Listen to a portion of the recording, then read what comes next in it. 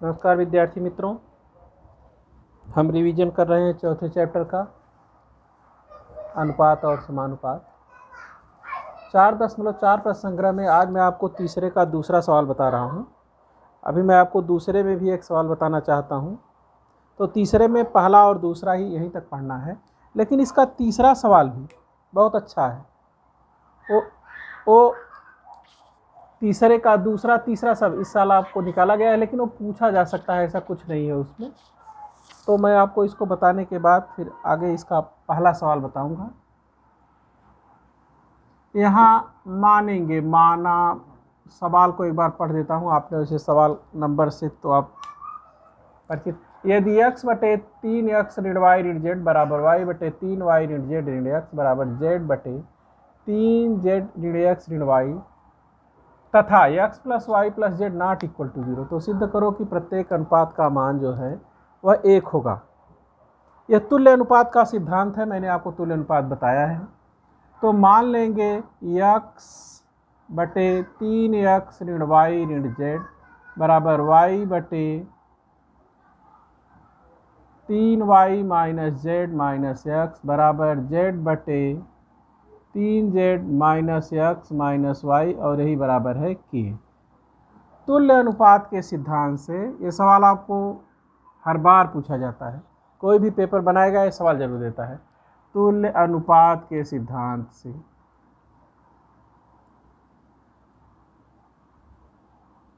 या प्रमेय से भी कहते हैं, सिद्धांत से या प्रमेय से, जो भी प्रत्येक अनुपात के बराबर ऊपर का ऊपर जोड़ेंगे और नीचे का नीचे। ऊपर कौन है? x प्लस वाई और प्लस जेड। नीचे है 3x minus Y minus z plus 3y minus z minus x plus 3z minus x minus y. अब हमने ऊपर का जोड़ा तो हमें मिला x प्लस वाई और प्लस जेड। नीचे का जोड़ा तो 3x, और यहाँ x माइनस है और यहाँ भी, तो minus 2x plus 3y minus 2y plus 3z और माइनस 2z। तो इसको घटाया तो x plus Y plus z और बटे x plus Y plus z, ये हमको दोनों मिल गया। अब हम इसको कट करके एक नहीं लिख सकते, क्योंकि ये कोई संख्या नहीं है, ये चरांक है, इनके मान बदल सकते हैं। तो आपको ये दिया गया है, इसको लिखना अनिवार्य होता है, x plus Y plus Z not equal to 0। अगर आपने नहीं लिखा तो इसको कट करके अगर आपने एक लिख दिया तो माना नहीं जाता है, इसलिए लिखना अनिवार्य होता है, कोई भी इसको छोड़ेगा नहीं। तो इस तरह से प्रत्येक अनुपात बराबर हो गया 1। आपने सिद्ध किया प्रत्येक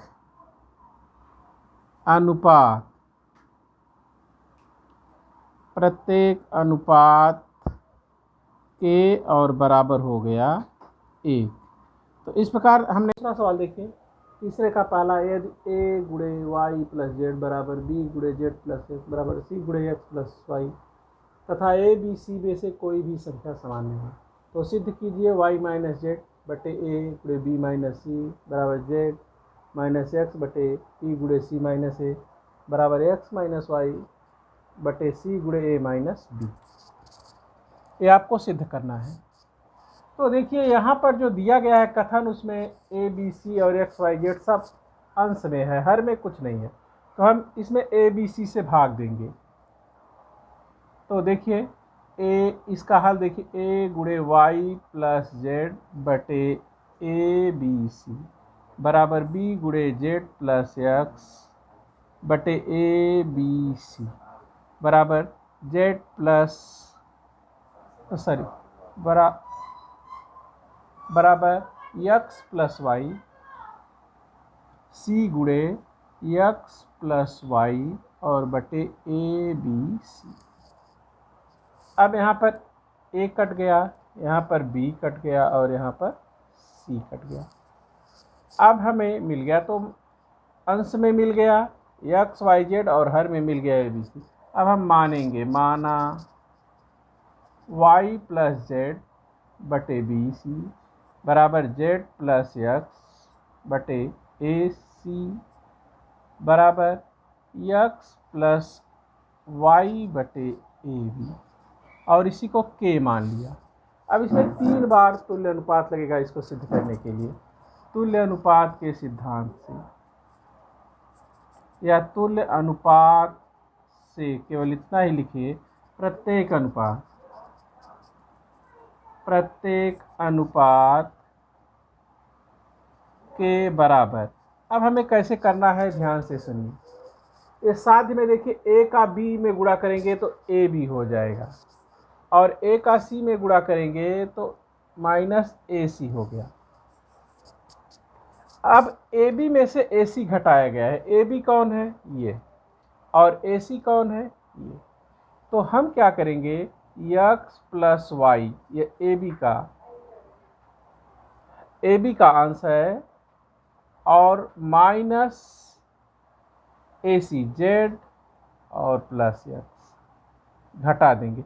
अब इसको जब घटाया तो इसके चिन्ह बदल गए, x plus y minus z और माइनस एक्स, यह एक्स से एक्स घट गया। अब इसमें कॉमन ले लिया हमने, फिर देखिए गुणा किया था ना, ए कॉमन ले लिया, ए फिर आ गया यही बी माइनस सी, और यहाँ हो गया वाई माइनस जेड, तो हो गया वाई माइनस जेड और बटे ए गुणे बी माइनस सी। ये पहला कथन हो गया। इसी प्रकार दूसरा कथन भी निकालेंगे। इसी प्रकार प्रत्येक अनुपात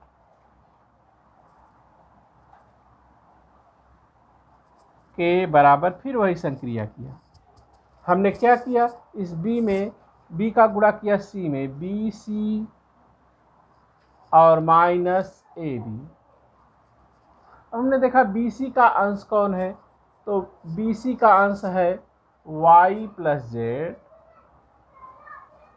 और इसमें से घटेगा ए बी का अंश कौन है, एक्स माइनस वाई। फिर हमने इसके ऋण चिन्ह को